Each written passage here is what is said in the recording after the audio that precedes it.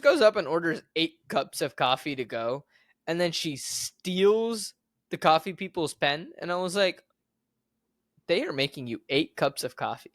The least you could do was not steal their pen. Well, she had to sign that last page of the divorce papers. Yeah, I didn't put together why she needed the pen. And then she started signing the papers, and I was like, oh, okay, fair. And did you notice, though, she ordered 8 cups of coffee, and Paxton comes in, And then orders cups 2. of coffee. He gets his 2. She never got her 8. Nah. Well, I mean, it was a bigger order. They just made it quick. Right. Yeah. We'll go with that.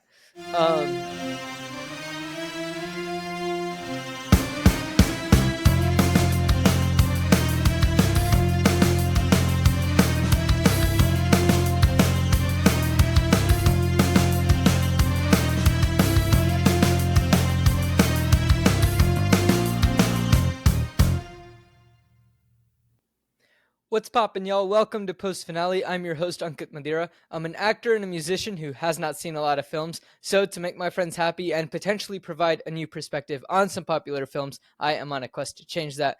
I am never on this quest alone, however. This week, I am joined by fellow actor Paul Nieman. Paul, how are you doing? Doing good today. How are you? I'm good. It's good to finally have you on the show. I know we've been talking about it for a while. Yeah, it has been quite a long time, and here we are. Yes. We're finally here. For any listeners that also listen to Flip the Scripts, you are not mistaken. This is Steven's wonderful father, who is a very kind person and a brilliant actor as well, who I've had the joy of seeing in at least one show, and I hope soon to be more. Thank you. That's very kind of you to say that. Yeah, of you course. Do get to see me in more. Hopefully.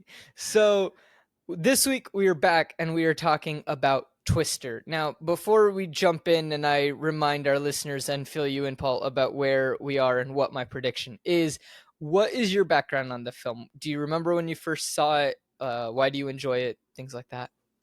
Yeah, this hit the theaters back in 1976, back when the dinosaurs were roaming the earth. And I do remember seeing it in the theater. And I also remember renting it on video and then buying the video and eventually getting it on DVD when it came out because I enjoyed the film.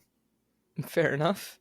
Yeah, it's definitely a very fun one. Did you say 76 or 96? 1996. 96. Okay, right. Cool. That's when it came out. Yeah. That's what I thought, but I was like, I don't know. I might be wrong. I don't look anything up before I finish the film. So for all I know, I don't know when it came out. Yeah, no, it's definitely a fun one. So you've seen it multiple times throughout the years. Oh, yeah. Yeah, every once in a while I will watch it. I've only recently just watched it again. I love the sound on it. I've got my surround sound in the house. And there was a problem when it actually hit theaters because there was so much bass in the surround that they were doing that they were blowing out speakers in theaters because they weren't used to that much bass. That is fun. Yeah, I didn't know that. I mean, the sound is incredible. I really do enjoy the sound. For context, my background on this film is I've been on the ride at Universal. I know that there's a flying cow, which we've now seen.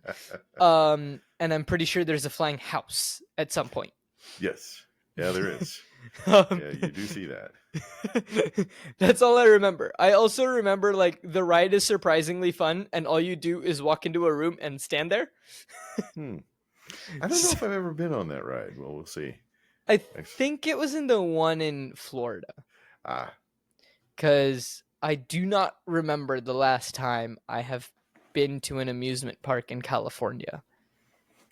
And the last time I went to an amusement park itself was almost 9-10 years ago. That's quite a while ago. It's been a while. I have not been to one in a hot minute. So wonderful. Where we are in terms of the film is we are at Aunt Meg's, and they just hear on the news that there's another F3 tornado that is forming, and so everyone is rushing off. Now, just a recap for listeners and to catch you up, Paul, where I'm at on my predictions is I am pretty sure that things are continuing to go poorly for our gang, and that, they will only get the last Dorothy to fly. They have 4 of them total. If I have done my math correct, 2 of them have been destroyed so far, or at least one of them has been destroyed so far.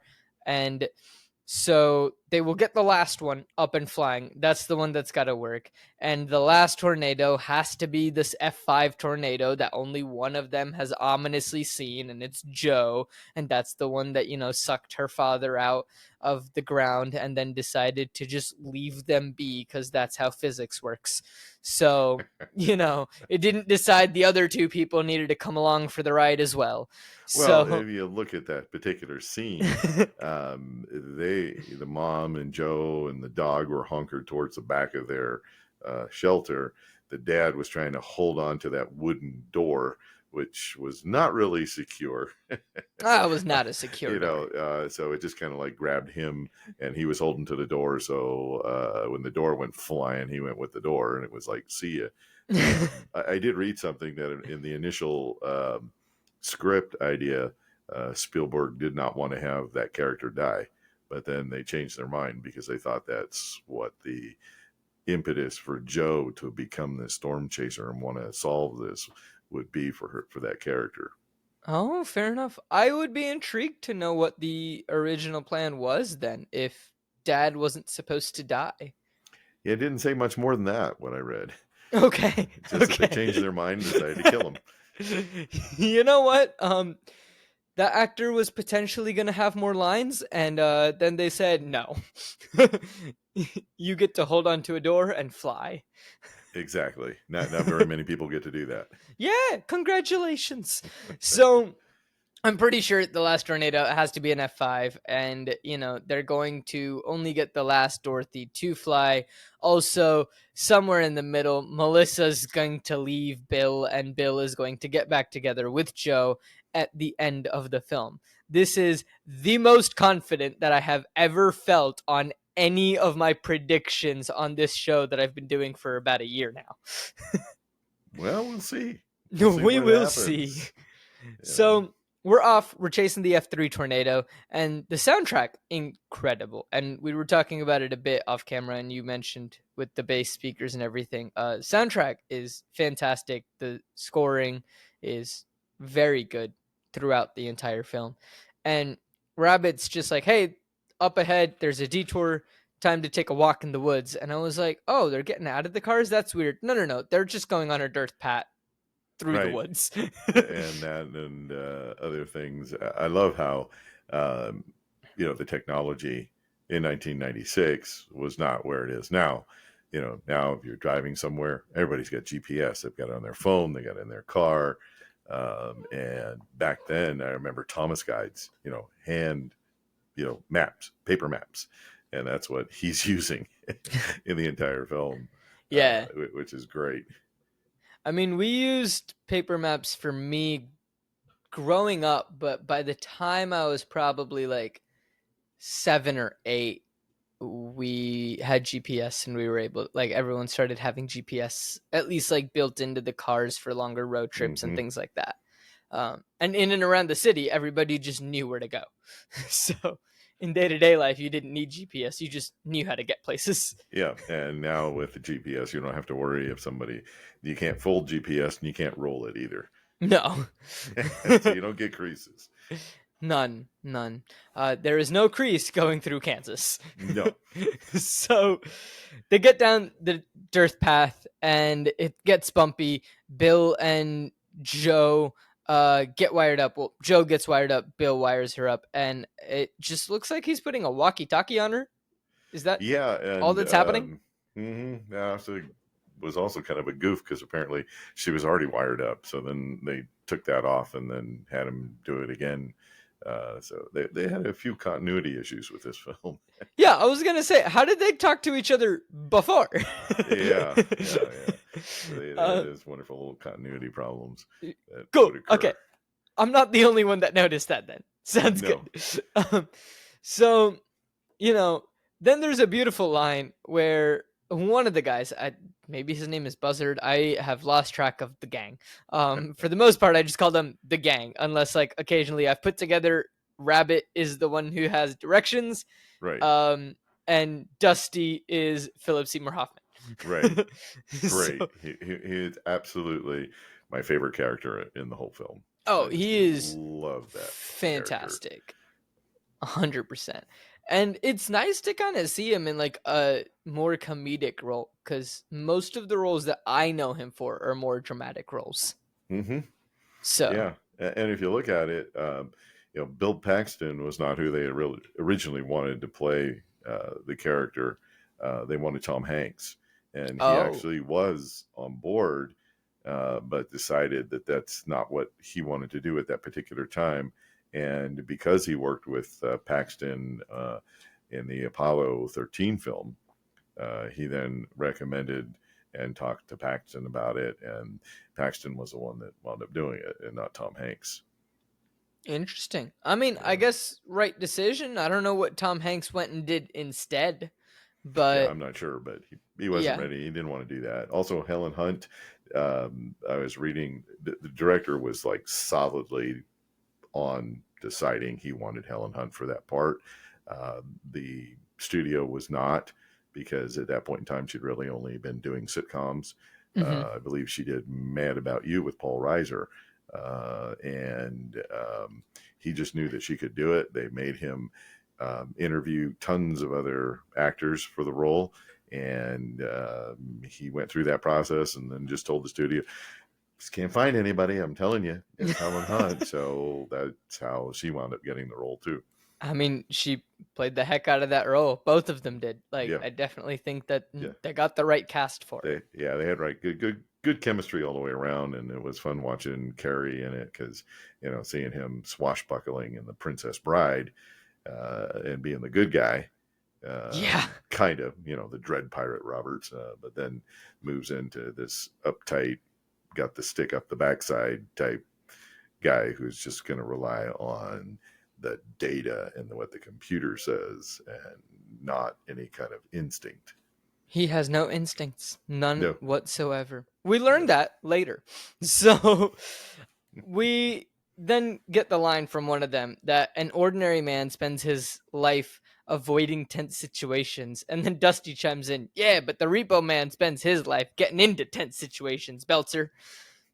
And I was just like, fantastic. And Melissa's just like, what in the world have I gotten myself into? Like, she just gives Dusty this look of like, oh no, I am in a car with a maniac. And that was absolutely one of the best things they could have done in the writing of it. When she's driving the truck and almost crashes because of that truck that lands in front of her. And then that she no longer is going to be driving, and then they put her with Dusty. You couldn't have two characters that were so diametrically opposed, and the two of them actually had a really good chemistry together as well. They did. They really did. And, we'll talk about that scene shortly. We'll get to it in this episode. But Rabbit tells them, hey, turn off the field. And he's just like, Rabbit is real. Rabbit is wise. And I'm like, Rabbit is going to get them killed. I was like, something's got to go wrong. You can't have that line, and bad things are not going to happen. Right. Well, I love his reaction to it. Paxton's reaction to it was like, okay. It's just like, Rabbit. So they cut through the brush, and hey, look, they found the road, and they almost run straight into Jonas and friends. And it was just like, I see where Rabbit almost got them killed. Yep, but he was right. The road was directly ahead of them. He knew what he was talking about. He just didn't realize that another convoy of trucks would be there, and that's not on him. No, that didn't show up on his paper maps. No. How dare it? So Jonas asks if, you're trying to get someone killed, and Joe just starts going off on him about, driving past them earlier when their car got flipped, and she's like, you saw 10 people on the side of the road and you just kept going. And Bill just takes the microphone away and he's like, let's just keep the line open. Yep. Yeah, it wasn't worth going into. It's just like, nah. So Bill and Joe get off the road. They make a right turn, and Bill's just like, look, trust me. Jonas decides not to follow, and they have touchdown, and it's on the ground, but nobody can see it. And it's coming down Route 33, and it's apparently at 35 miles per hour from the northeast, coming right at them. And I'm like, lovely. And so I was like, great. So that means you should deploy the machine now and get out of there, right? No, that is not what we do. No, you got to build the suspense. You right. Have your audience members on the edges of their seats going, what is going to happen? Will they deploy it, and will they get out of there, or are they going to be sucked up into the tornado as well? Well, I knew that they wouldn't get sucked up into the tornado. We still had like 50 minutes of the film left. So I could just go based on that. But like, sure, first time moviegoers didn't know. They don't know how, I mean, they probably know how long the film is. But like, they didn't know. Maybe there's a twist in the middle of it and somebody doesn't make it. So, I'm just like, right, logic. Not something that we really use in this film. But then they do explain it because it does turn at one point. And so like, okay, fair enough. Like the reason that you don't do it then is because, the tornado can turn at any given moment. And right. So then it doesn't make sense to do it because then if it does turn at any given moment, you're not close enough to get there. So, okay. Yeah, they do have unpredictable paths. And out here in California, we don't get tornadoes, really. I think one or two have happened in recent years. I've seen dirt devils. Oh. And you don't know which way they're going. But they're not really destructive as long as you're not walking into it and it just hits you in the face. Oh, yeah, fair enough. We up here in Washington, we don't really have tornadoes either. We just have the ground shake every now and again. Like yeah, you that's all. pretty much here too. Yeah. And one of my favorite comedians, Gabriel Iglesias, is like, look, of all the natural disasters, I'll choose earthquakes. You can sleep through an earthquake. You just wake up, you don't even realize that it's happened sometimes. Tornadoes, you can't just like, sleep through a tornado and be like, I don't know, man. Like, I was asleep. The next thing I knew, my bed was in a cornfield. Like, doesn't work. Right. Yeah, tornadoes are a bit more unpredictable. I would rather not know when something's going to happen than see it coming and trying to get to safety. I think you get more tensed up.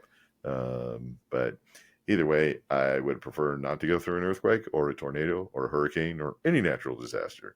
Yeah. But that's not reality.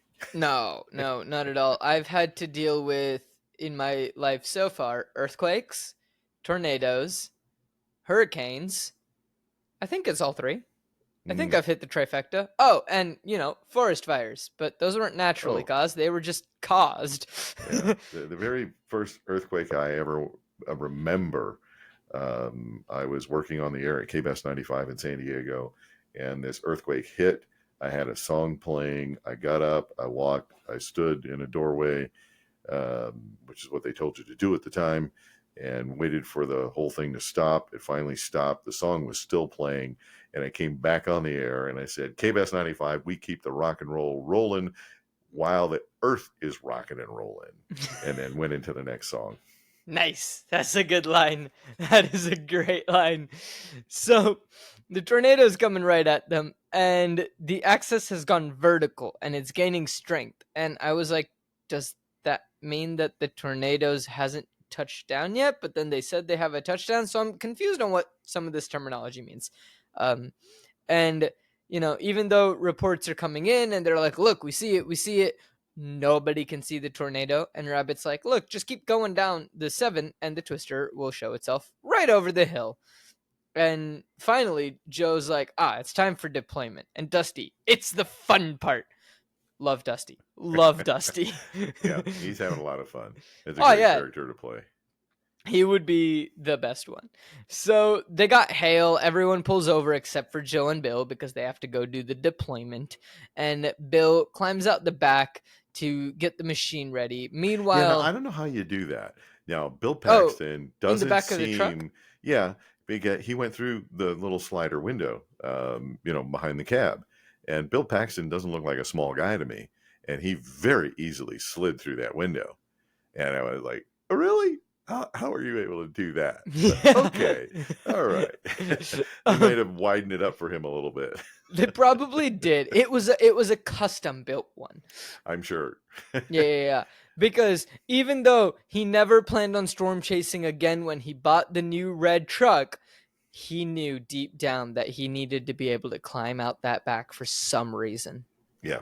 And He that was an option that they must have had there, the special evacuation window. right. Look, And if you want to launch you Dorothy. accidentally drive off of the bridge and now you're in the water and you can't get the door open because of the pressure, but you can slide this open and you can get out. Yep. And it worked. It worked. Yeah, I agree. I was surprised. First of all, I didn't know that you could do that in Yeah. trucks. I didn't know that was an option. Well, I have seen the sliding windows, but I thought it was big enough, for like a head to get through, Yeah, not I a didn't body. realize a whole person can get through it. Yeah, but hey, this is Hollywood. Anything can happen. The magic Anything of can Hollywood. happen. Oh, Yep. it's a beautiful magic. Willing suspension of disbelief. You've got to take logic when you walk into the theater or sit down to watch this on your big TV at home, and just take logic and put it aside, put it on the table, and enjoy the film, and put that back in your brain when the film's over. Yeah.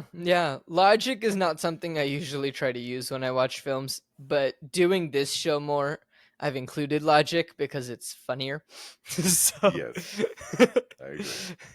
So Bill starts flipping some switches. One of the gang members is like, "Did you see the right truck that went towards the court?" And I'm like, "Who is asking that? You know that, like, who this truck is, and like, that they also can't see the truck right now. Like, what's going on here?" And Beltzer's just like, "That's no moon. It's a space station." I'm sorry, what? Yeah, those are some interesting lines. I wonder if they just ADR'd them in. The the film originally had an R rating due to the language, and Oh, a few other things. They dumbed that down to get it down to a PG-13 so they could get a wider audience. You remember in the very beginning when the character Joe's working on that piece of machinery and there's the electric shock. yes. Yeah, she drops the F-bomb. Oh, But you don't really hear it because they cut it out. But you see her mouth is actually moving. okay. Nice. Yep, fun stuff. Fantastic. So they have debris as well, but Joe keeps driving towards the twister. Bill continues flipping switches, and Dusty says they're in the bear cage. Mm-hmm. Again, no clue what this is. Meanwhile, we have Melissa holding an umbrella, which is doing nothing. Not very much, no. And I know what that feels like. Yeah. Walking to a pub in London when it was raining and the wind shifted and the rain just started going sideways. I mean, yeah, I made that walk with you all. It was horrendous. Yep. We were soaked to the skin. Umbrella was useless. It was not a fun one. So, no. But then it's just like at that point, you might as well just get pelted with the rain and the hail than try to hold on to the salvaging umbrella that's just probably making your life harder. Yeah. Well, I'm sure they had a grip somewhere actually holding onto it so it wouldn't blow away. Oh, yeah, If of she course. wasn't having to. But No. it was interesting. If you really watch that scene very carefully, you'll notice that in some of the shots, her hair is soaked, and in other, it's perfectly dry. Again, another continuity issue problem. Multiple takes here and there. Mm-hmm. Yeah. So Dusty tries to get Melissa to look through the camera and says, "Look, take a look. You can really feel it with the telephoto lens. And Melissa's just like, no, I'm not. No. And Dusty's like, why? What's wrong? And she's just like, you people are all crazy. You know that? What? And she's the craziest one of them all. Cut to Joe in the truck. Great cut. Fantastic. Yep. Very good. Loved watching the whole thing.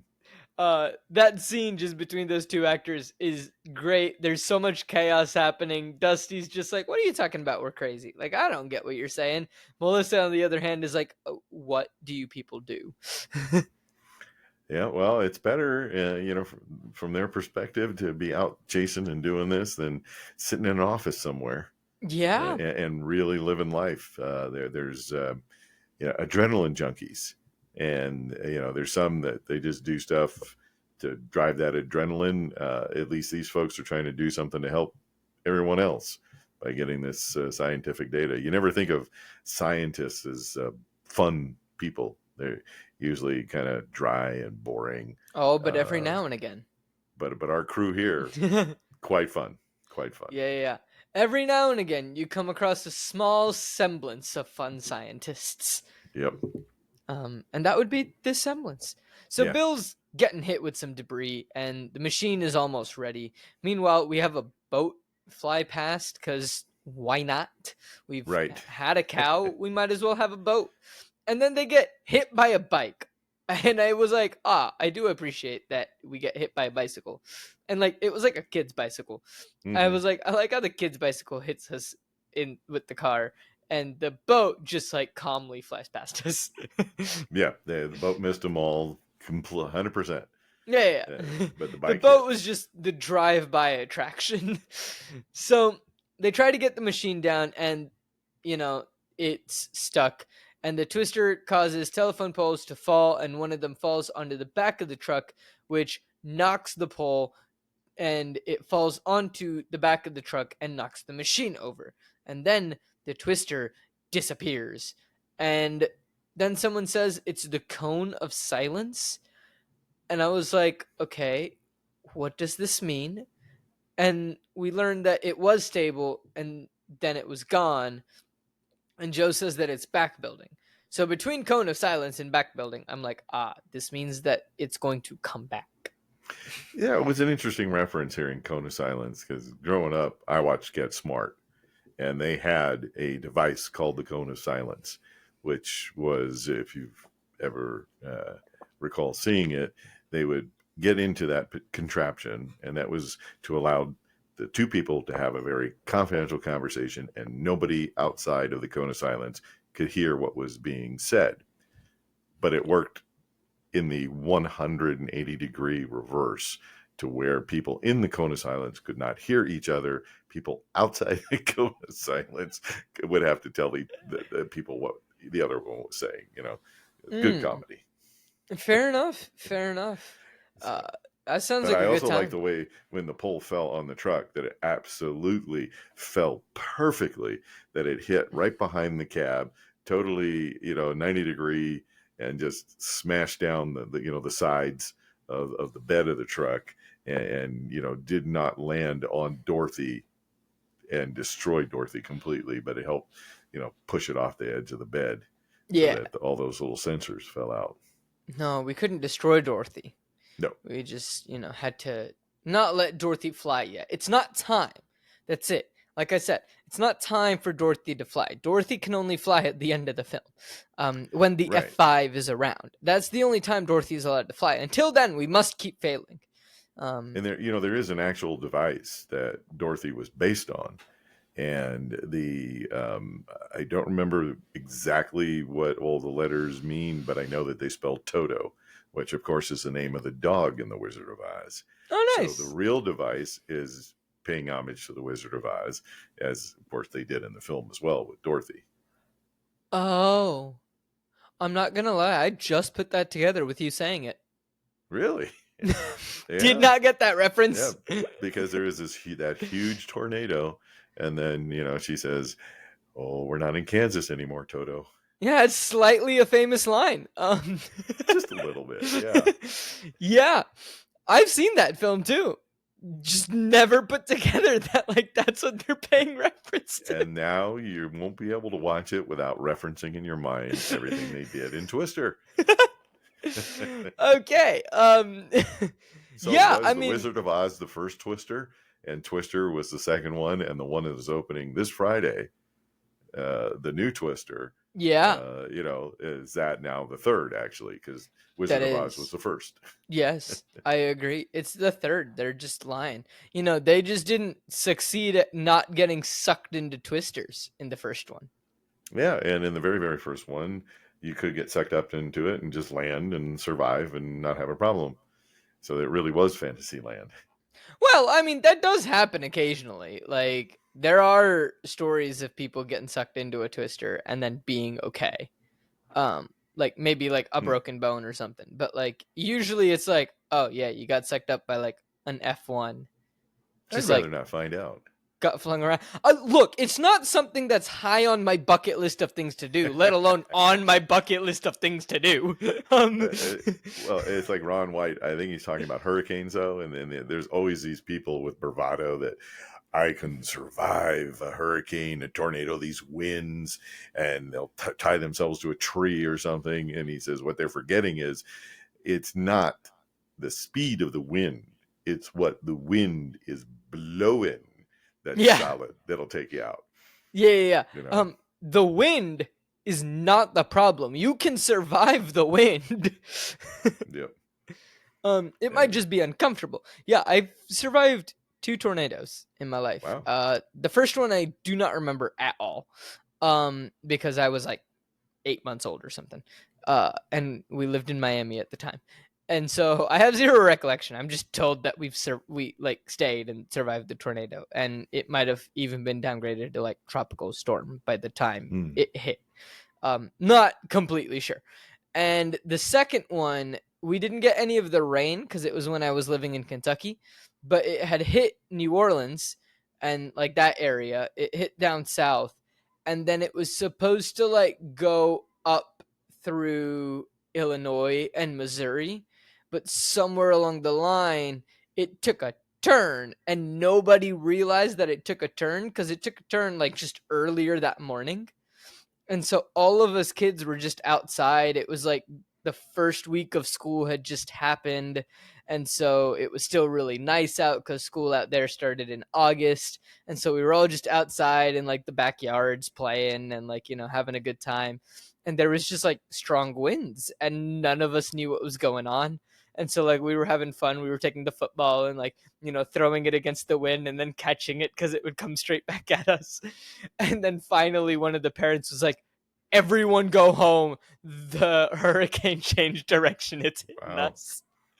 And so then we all scattered and ran home. Yeah, I was reading to get the winds up for the scenes. You've seen they've had these huge fans. Apparently, they got a hold of an engine from a Boeing 707 and utilized that to create the very strong winds that they needed to show. Fair enough. For this film. So that's kind of a cool ingenious way to do that. Figured how to do that. Yeah. Never would have thought that's what they were using, but also they really suspended a lot of disbelief.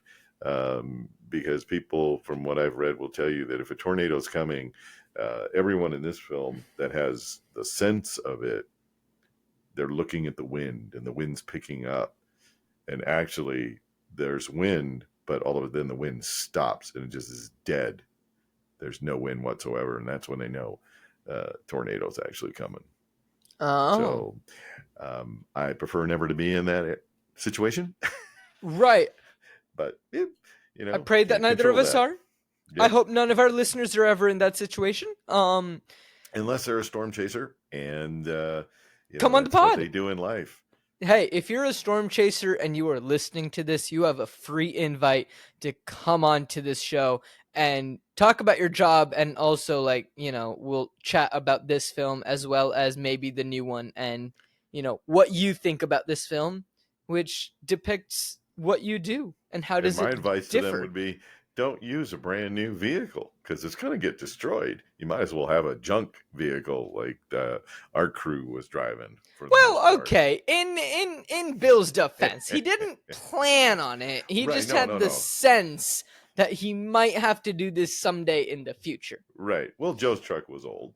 Yeah, Joe's truck was old. You got the Everyone else's bus. truck is old. You got a station wagon. Looked like an Yeah, old Ford station wagon. It was great. Loved it. exactly. Well, all the Jonas's stuff was all brand new, and it didn't help them. No.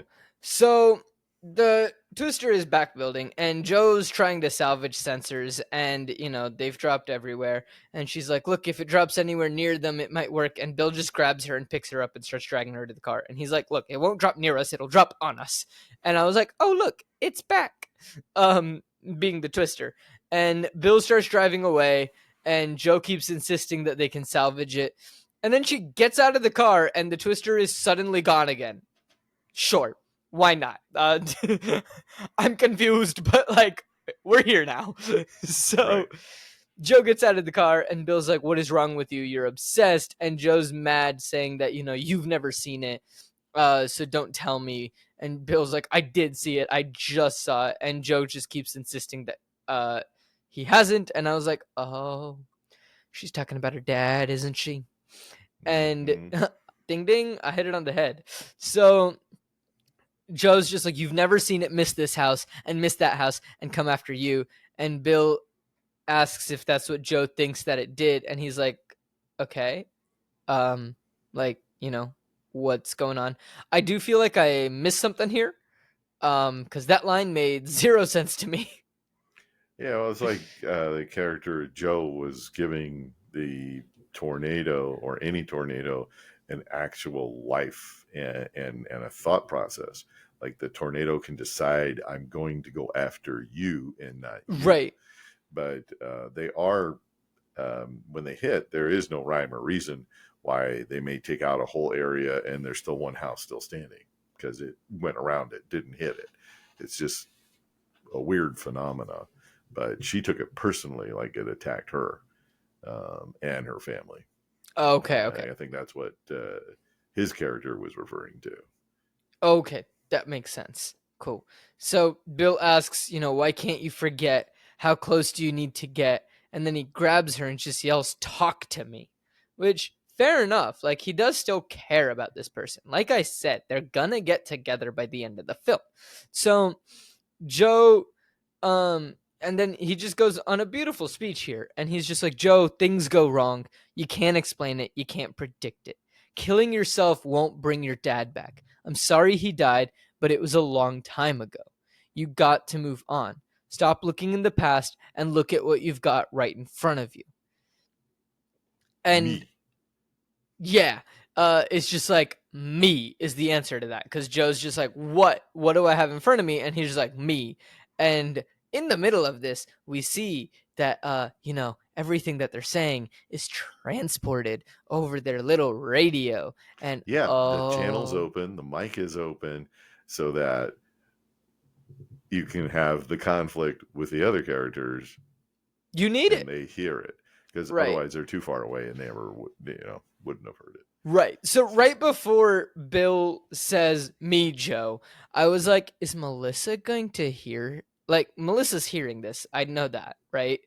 And I was like, oh, is Bill going to admit that he still loves her? Is that what's going to happen? Is he going to say, "I still love you"? Not quite, but practically. Yeah, without actually saying the words. Yeah, he didn't say the words, but he very heavily implied it. So Melissa, for obvious reasons, very hurt by this statement. And we're going to take a quick intermission, and then we'll be right back. Hello, everyone. I hope you are all enjoying this episode of Post Finale. Thank you so much for listening to this episode. And if you enjoy the episode and you are having a good time, please make sure to hit the subscribe button if you're listening on YouTube and hit that like button. And please be sure to follow the show if you're listening on any other app like Spotify, Apple Music, etc. It doesn't matter where you're listening for us. It just means so much that you are listening to this episode. And thank you all so much. It really does help out the show and the channel. So thank you all very much for tuning in. Now, if you are enjoying the content and you want to gain access to more content, you can do so by signing up for our Patreon. And speaking of Patreon, we have an update for our patrons. And the update is that Lucy Sadler, thank you so much for upgrading to production manager. It really means a lot to us. Thank you so much. And for anyone else that wants to sign up, gain access to bonus content, you can see tier lists, you can see notes that we have, some bonus videos, some bonus audios, different things like that. You can suggest films that we do. All sorts of things like that can be found on our Patreon, which you can find at patreon.com/coopforge. So that's patreon.com/CO_OPFORGE. And thank you so much to anyone who is even considering this. It really does help us out a lot, and thank you. Now, be sure to also follow us on social media for Post Finale. You can find us at Post Finale Pod on Instagram and Facebook. And you can also follow Co-op Forge, where we post a lot of content as well, not just about Post Finale, but for all the shows that we host here on Co-op Forge. So that includes Seattle Across the Pond, and that includes Flip the Scripts. So if you want to follow that one on Instagram, TikTok, and Facebook, it is at Co-op Forge. So at CO_OPFORGE. And it really does help. The best way to help the show in a non-monetary way, if you want to do that too, is just to talk about the show. Word of mouth is the best way to help grow the show. Just reach out to a friend and be like, hey, you love films, or hey, I know that you need a reason to watch more films. Check out this show where the host is an actor who hasn't seen anything and he's confused most of the time on what's going on. It's silly. It's a fun time. He's really humble. It's a fun, great way to help the show grow. And talk about us on social media. It really, really does help.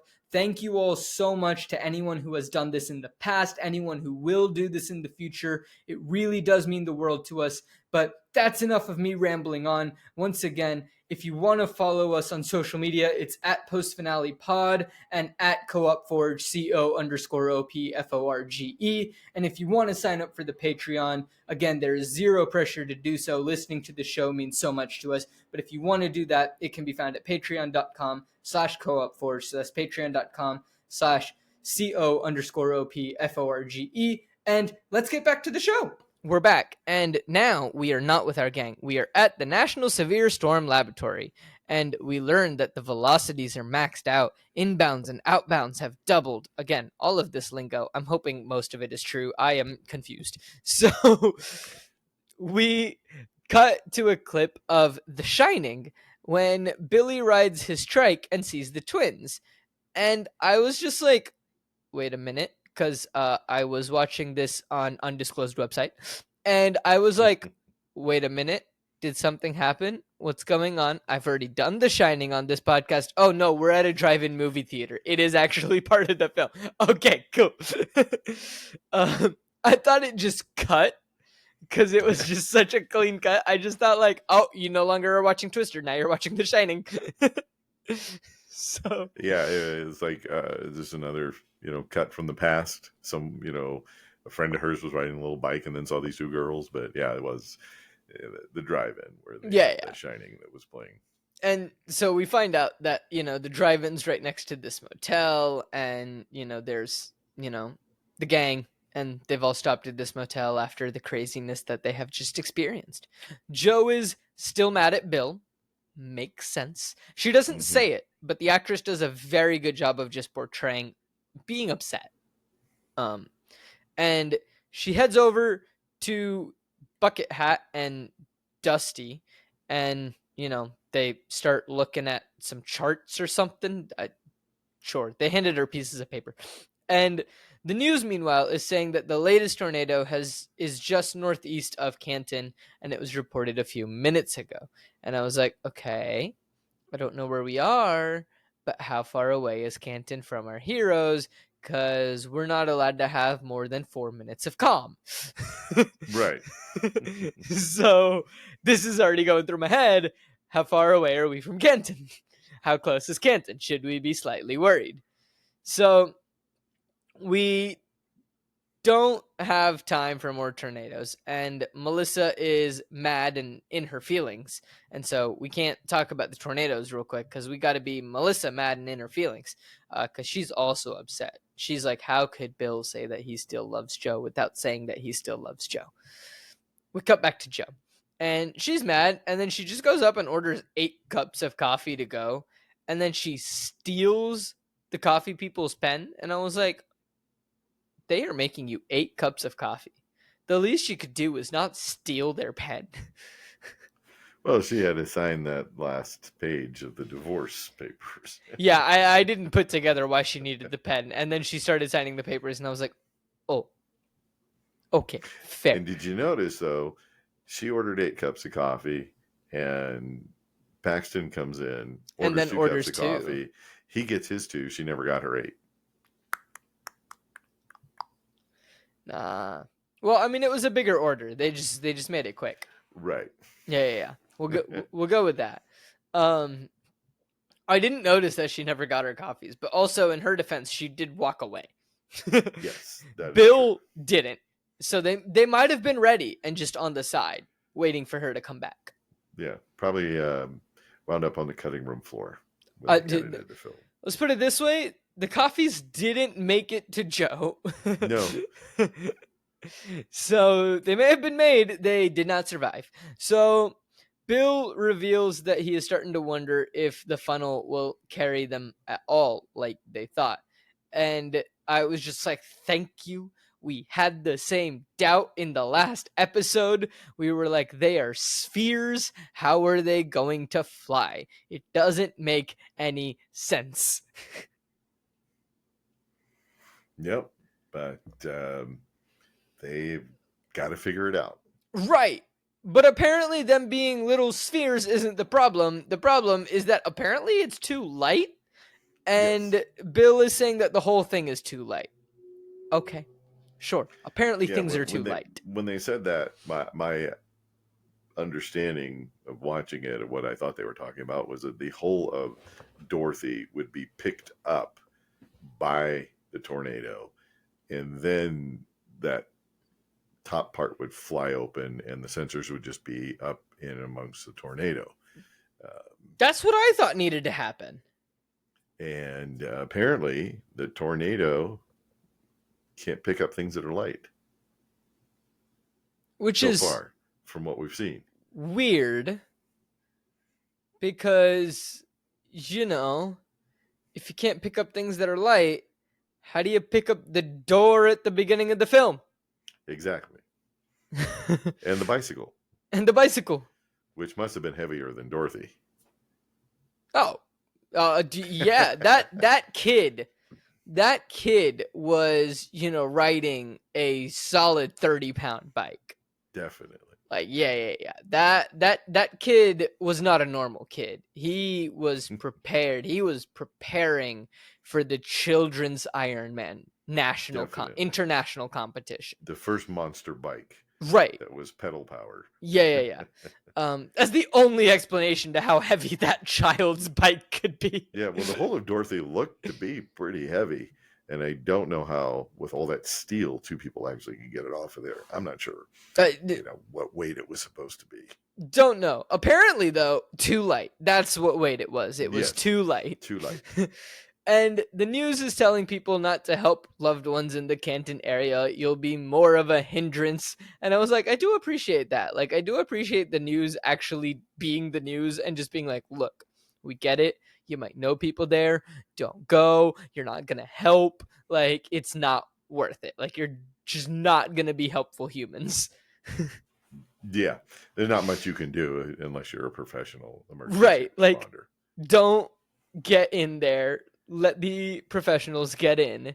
don't block up the roads. Fair enough. Good job, news, on being news. Then the TV cuts out. And I was like, oh, so they are close to Canton, aren't they? And just none of them who have heard the news at any point up to this point, mainly Melissa, she's the only one that we've noticed has heard the news, has cared that they are near Canton. Yes. Because, Melissa's sad and in her feelings. She is. She Yeah. is. But then all of a sudden they notice, uh-oh, the wind is here. Right. There's no warning. Bill sees the TV cut off, and he's just like, uh-oh. The wind is starting to pick up, and Melissa notices this too because the drapes start to fly. And I was like, look, the Twister's coming for them. And everyone starts walking in slow motion to go look at the sky. They're like, ooh, what's happening? Maybe something's going on. And the music starts to swell. We see lightning behind the movie theater drive-in.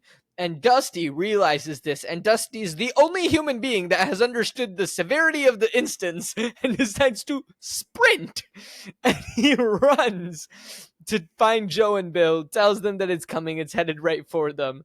And then everything kind of kicks into gear because Dusty has understood, hi, big funnel of wind and rain and bad is coming towards us. Maybe we should get a move on.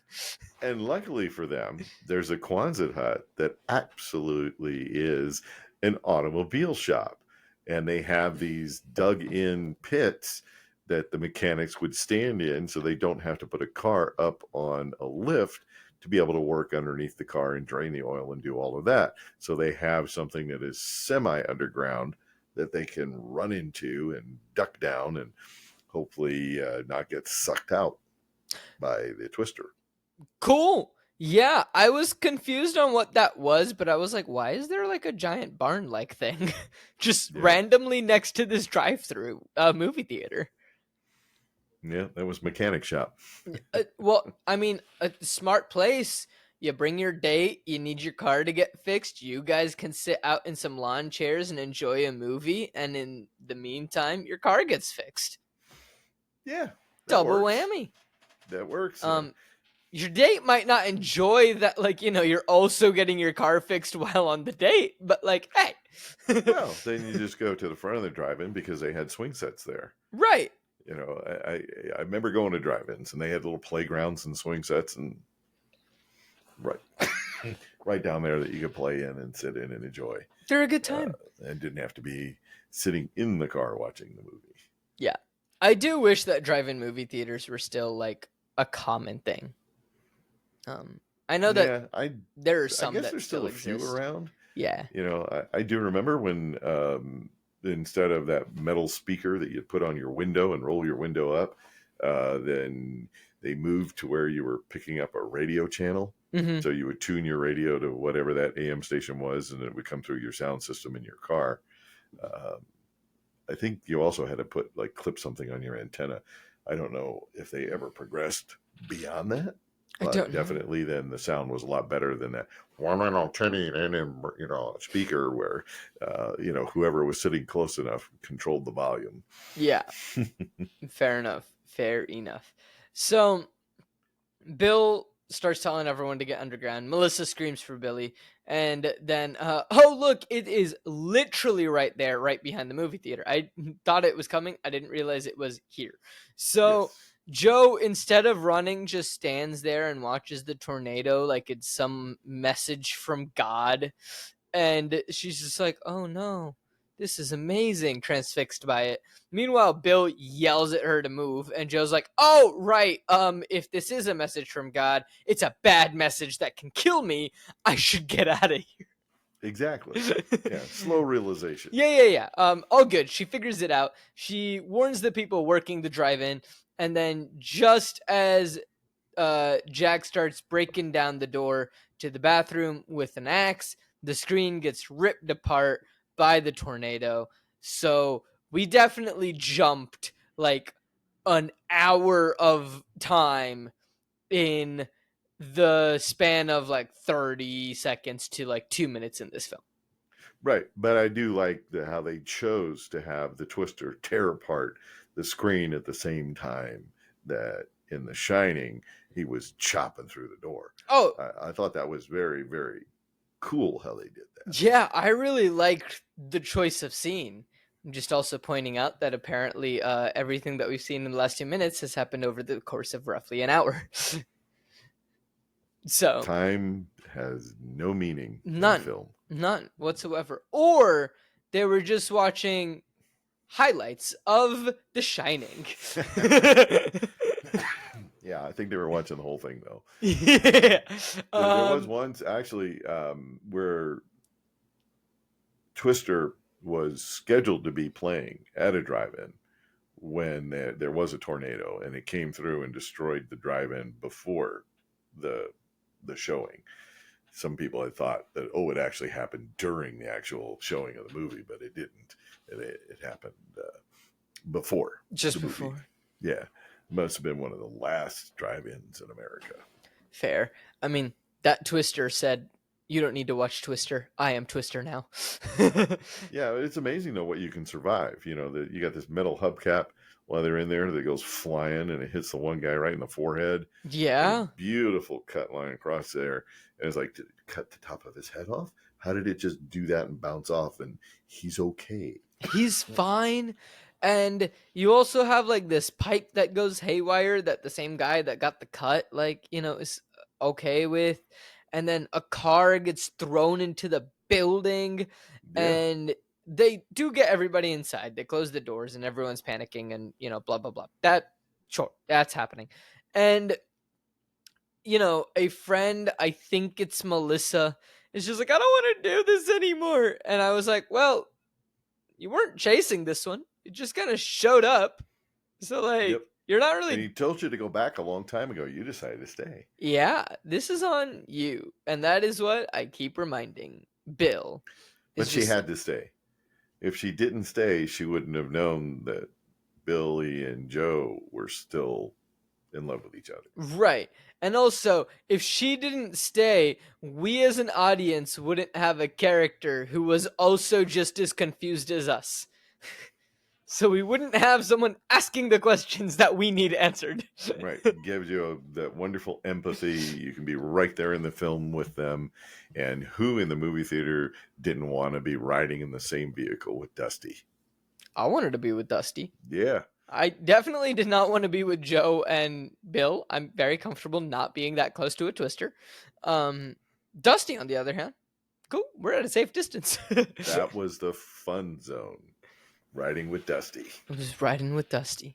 So the wind finally dies down, and we see Aunt Meg, and she is watching TV, and her chimes start picking up. And I was like, if something happens to Meg, I am going to be pissed. But before we can do that, we're back with our gang, and the cops have shown up, and they try to help after the tornado hits, I guess, and they open the doors to the shelter, and oh no, the truck is trashed, and Dusty's upset about this. He's like, ah! And Melissa asks if that's what it was like up on the hill, and Belcher's just like, nah, they were lucky on the hill. Those were just downdrafts from microbursts. And Melissa just looks mortified.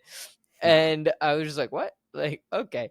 And the tornado is banking northeast, and it is going to hit Wakita head on. And I was like, don't do this. Don't you take away Meg. Meg deserves to survive.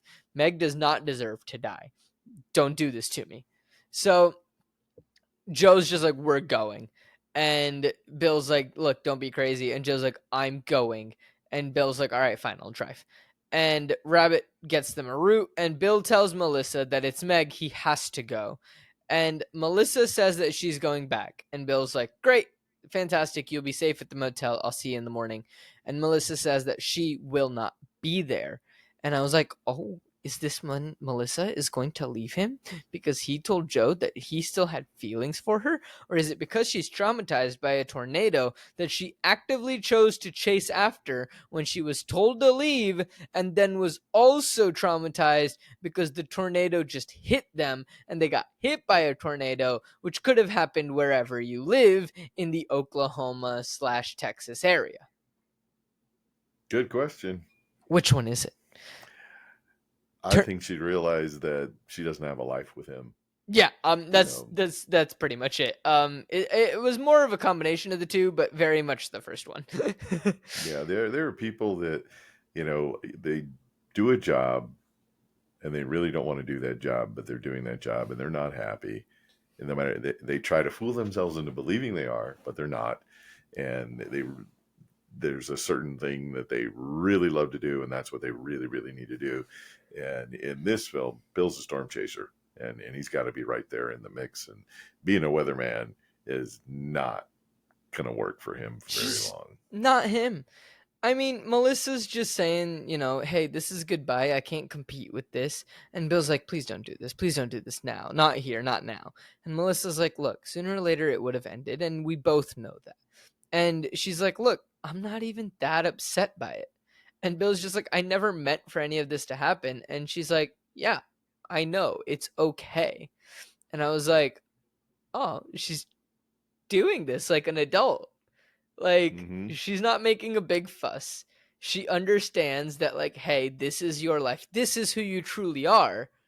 And it's just like, I can't deal with this on a constant basis. I can't consistently be worried if you're going to make it home or not. Like, it's just not something that I can do.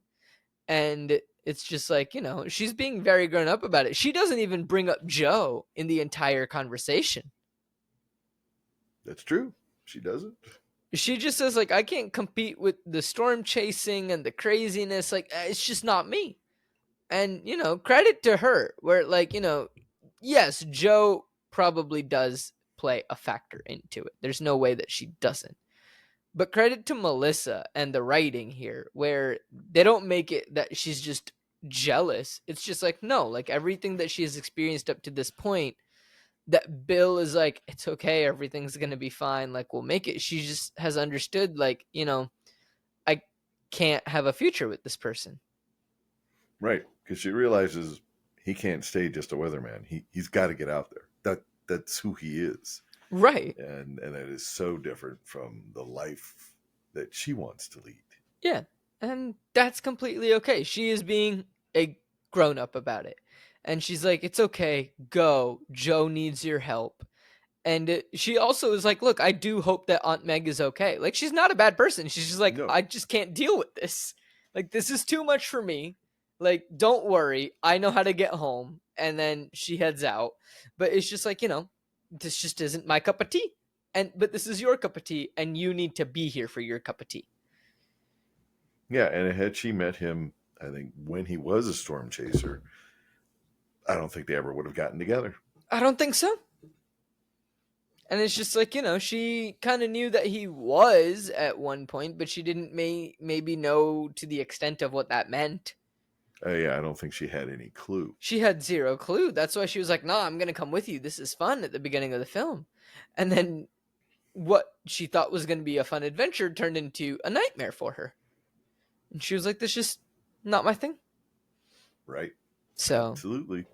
yeah. And then we head off to the little town of Wakita. Wakita. Yes. But we're going to wait until next week to get to Wakita, because that is where we are going to end this episode of Post Finale. I'm sorry, everybody. I'm leaving you in suspense on what happens to Aunt Meg. Is she okay? Is she not okay? Did the tornado hit her house? Did it not hit her house? I don't know. We're going to find out next week. But Paul, thank you so much for joining on this episode. This has been an absolute pleasure and a long time in the making. Well, thank you for inviting me. It was fun. And yeah, put that hook in there. What does happen to Aunt Meg? Does she make it? What about it? What about her dog? She had a great dog. Does the dog make it? I'm more worried about the dog. So, to be honest, I'm more worried about the dog. But if people want to find you out in the world doing stuff and acting, what are some things that they can check out? Where can they find your There's the work? IMBD. There's that website if I keep it up, which is Paul Michael Nieman .com, where I usually put some stuff up, and stuff shows up on I'm not real big with the social media. Yeah, I'm one of these older guys. It's like, but I do have something that links, so it goes up on Instagram, and so it's there. Sounds good. We'll Yeah. make sure that we link the IMDb and the website down in the description of the episode so you all can check that out and find out all of the amazing projects that Paul Okay. has Yeah. done or might potentially be doing in the future. Yeah. Well, one thing Yeah. I do know, I don't know when it'll come out. I'm doing this as a USC project, but they contacted me right after the show on Sunday, the play that I'm doing, and then it got locked in yesterday. So I'm doing a voiceover for this film, and I am playing the voice of God. Seems like a voice that you can pull off. Yeah, which is going to be fun. Nice. Enjoy. On that note, ladies and gentlemen, thank you so much for listening to this episode. Be sure to catch new episodes of Post Finale every Wednesday. Flip the Scripts, which is all about adaptations, every Friday. And Seattle Across the Pond, which is all about the important things in sports, every other Thursday. Here on Co-op Forge. And thank you all so much for listening to this episode. Be sure to tune in next week to figure out what happens to Aunt Meg, and Paul is going to be our wonderful guest once again. But until then, we'll see y'all later. Thank you. Bye, everyone.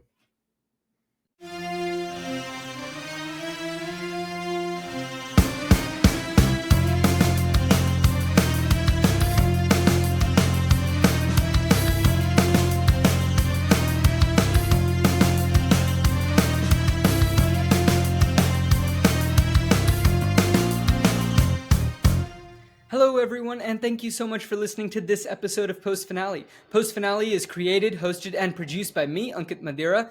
Our editor is Pranav Nair. The music is by Ankit Madhira and Megan Hutcherson, and the art is by Jarid Rother. If you are all enjoying this episode and want to gain access to more bonus content, you can do so by heading over to patreon.com/coopforge and signing up for any of the tiers. You get loads of different bonus content, such as notes and commentary that we have as we're watching the films, as well as some bonus audio, some bonus videos, and ad-free episodes, early access if we get them done early, and different things like that. All of that can be found at patreon.com/coopforge, and that's patreon.com/co_opforge. If you want to help out the show in a non-monetary way, that's great as well.